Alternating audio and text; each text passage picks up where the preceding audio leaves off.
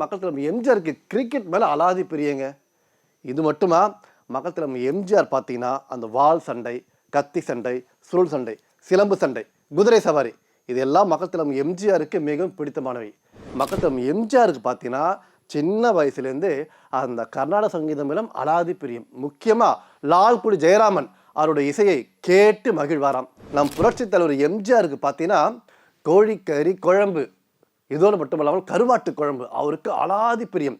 மக்கள் தலைவர் எம்ஜிஆர் பார்த்தீங்கன்னா எந்நேரமும் அந்த பழைய சாப்பிடுவாராம். ஏன்னா அவரோட உடல் ஒத்துக்கொள்ளுமா.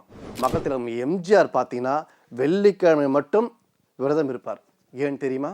அன்றைக்குத்தான் அவருடைய தெய்வத்தாய் இறந்து போயிட்டார். அதனால அன்னைக்கு மட்டும் தலைவர் பார்த்தீங்கன்னா சாப்பிடவே மாட்டாராம். புரட்சி தலைவர் இவர் பார்த்தீங்கன்னா அர்ஜுனனை போன்று அழகானவர், வீர அபிமன்யை போன்று விவேகமானவர். சின்ன வயசுலேருந்தே அவருக்கு கருணை இல்லம் கொண்டவர். இதோடு மட்டுமல்லாமல் மக்கள் தலைவர் எம்ஜிஆருக்கு பார்த்தீங்கன்னா அந்த சடுகுடு விளையாட்டுல அவ்வளோ பிடிக்கும். இதோடு மட்டுமல்லாமல் மக்கள் தலைவர் எம்ஜிஆருக்கு கிரிக்கெட் மேலே அலாதி பிரியங்க.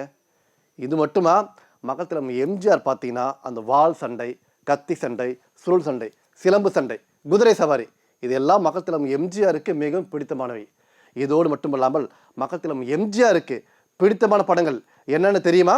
மக்கள் தலைவர் எம்ஜிஆருக்கு பிடித்தமான படங்கள் என் தங்கை பெற்றால் தான் பிள்ளையா. இதோடு மட்டுமல்லாமல் நம்ம தலைவருக்கு பார்த்தீங்கன்னா அச்சம் என்பது மடமையடா அந்த பாட்டும் சரி, நான் உங்கள் வீட்டு பிள்ளை இந்த பாட்டும் சரி, நானான இட்டால் அது நடந்து விட்டால் இந்த பாட்டை தலைவருக்கு அவ்வளோ பிடிக்குமா.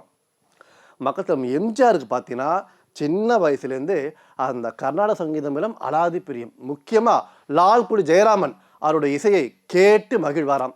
தலைவருக்கு பிடித்தமான உணவு என்ன தெரியுமா? இது நீங்கள் கேட்டிங்கன்னா சந்தோஷப்படுவீங்க. மக்கள் தலைவர் எம்ஜிஆருடைய தேகம் பார்த்தீங்கன்னா தேக்கு மரம். பாட்டே இருக்கே, தேக்கு மரம் உடலை தந்தது. நம் புரட்சி தலைவர் எம்ஜிஆருக்கு பார்த்தீங்கன்னா கோழிக்கறி குழம்பு, இதோடு மட்டுமல்லாமல் கருவாட்டு குழம்பு அவருக்கு அலாதி பிரியம். மக்கள் தலைவர் எம்ஜிஆர் பார்த்தீங்கன்னா எந்நேரமும் அந்த பழைய சாப்பிடுவாராம். ஏன்னா அவரோட உடல் ஒத்துக்கொள்ளுமா.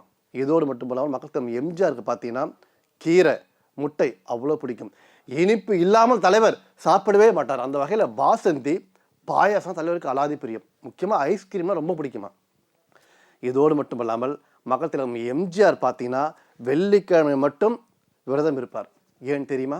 அன்றைக்குத்தான் அவருடைய தெய்வத்தாய் இறந்து போயிட்டார். அதனால அன்னைக்கு மட்டும் தலைவர் பார்த்தீங்கன்னா சாப்பிடவே மாட்டாராம். நம்ம மக்கள் தலைவர் எம்ஜிஆருக்கு பிடித்தமான வாசகங்கள் பார்த்தீங்கன்னா நிறைய இடங்களில் பொதுக்கூட்டங்களில் பேசுவார். என்னை வாழ வைக்கும் தாய் குலங்களே அப்படின்வார். இதோடு மட்டுமல்லாமல் அவருடைய பேச்சு முடிக்கும் போது பார்த்தீங்கன்னா அண்ணா நாமம் வாழ்கன்னு சொல்லுவார். தலைவருக்கு பிடித்தமான வாசகங்கள். இதோடு மட்டுமல்லாமல் மக்கள் தலைவர் எம்ஜிஆர் பார்த்தீங்கன்னா புத்தகம் அவ்வளோ பிடிக்கும். அந்த புத்தகங்களை சேகரிப்பதும் படிப்பதும் தலைவருக்கு தனி அலாதி பிரியம்.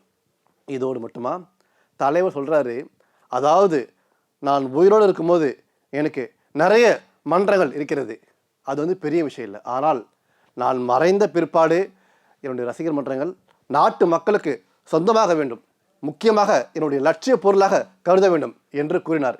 அதாவது ஒரு மனிதன் வாழும்போது மக்கள் அவர்களை வாழ்த்த வேண்டும், போற்ற வேண்டும், மறைந்த பிற்பாடு அவரை வணங்க வேண்டும். அப்படி வாழ்ந்தவர் தான் புரட்சி தலைவர் எம்ஜிஆர். அவருடைய மன்றங்கள் அவர் சொல்லியிருக்காரு, அதாவது என்னுடைய கொள்கைக்கு லட்சிய பொருளாக அது இருக்க வேண்டும், மக்களுக்கு உபயோகமாக இருக்க வேண்டும், அதுதான் ஒரு உண்மையான ரசிகர் மன்றம்னு.